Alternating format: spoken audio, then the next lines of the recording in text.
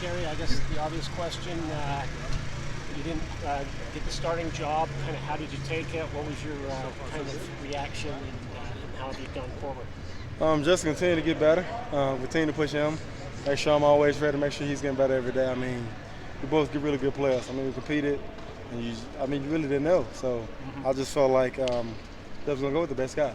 And the next guy always be ready. I mean, your job is to continue to be ready and continue to help the other guy. So.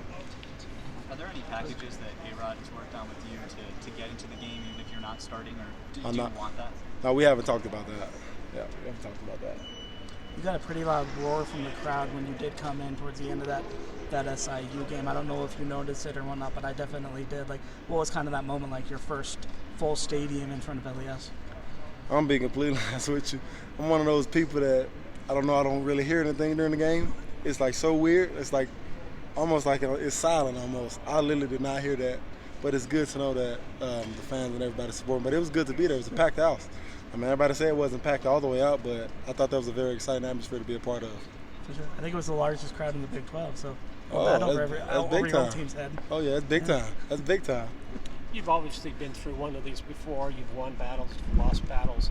How is that helping you as far as this year and what's going on this year? I mean, life's full of adversity. I mean, I've had a lot of adversity in my life when it comes to whether it's football, life. And I think football and things that you go through and the adversity that you go through is going to build you up in the future. I mean, I don't know anybody that life is just so easy for, no matter whether you have a lot of money, whether you're struggling. And I just feel like it's best to just find the happiness in the small moments and those things that you enjoy doing. So for me, I just think it's going to build me up for whatever's coming in the future. Now, with regards to SMU this week, obviously you being that backup role, but what do you see from them defensively? They play hard. They're a talented team. Have a lot of transfer, some really good guys. They know they have good guys, so they try to keep it pretty simple. And just some guys that go out there and play hard and play for each other and play for their coach. We have a tough one this week. I think everybody's excited to go down there and play, and we're just looking forward to lining up across from those guys.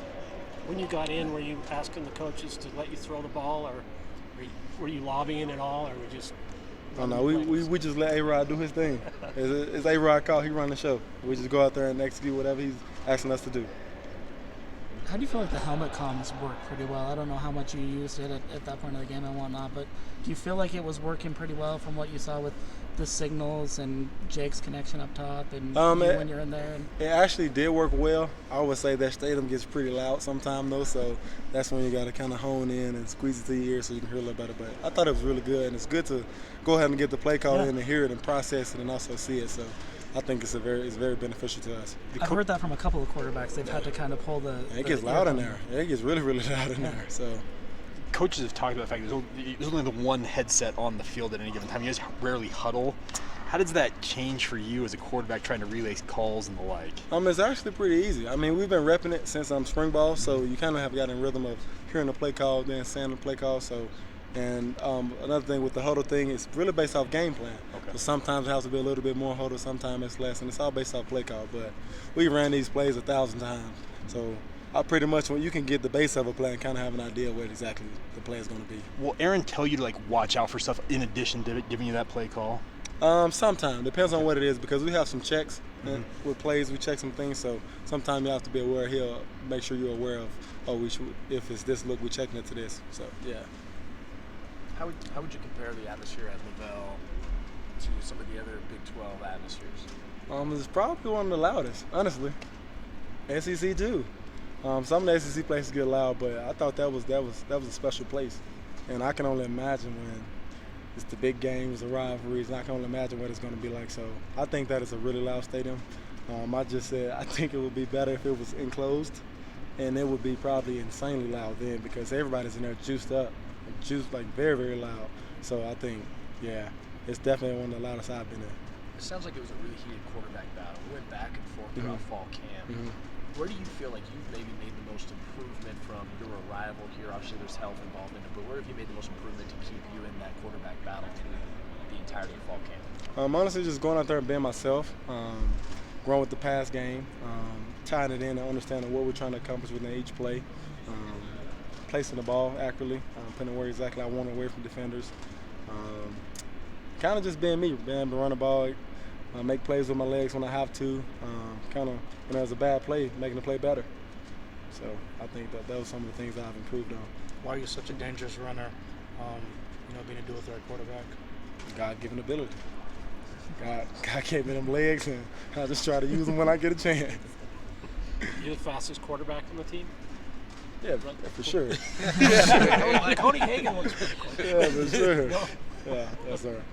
Any other questions for Gerry? You excited to go back to Texas? I know you're a kid from Earl, but Texas football proved a pretty pivotal moment in your college career. You excited to go back there? Yeah, and I get a lot of family that get to come out. It was pretty close to home for me, probably about 6 hours away. Oh. So it'll be the closest I've been to my family in a while. So I have a lot of family, friends, and everybody that come out.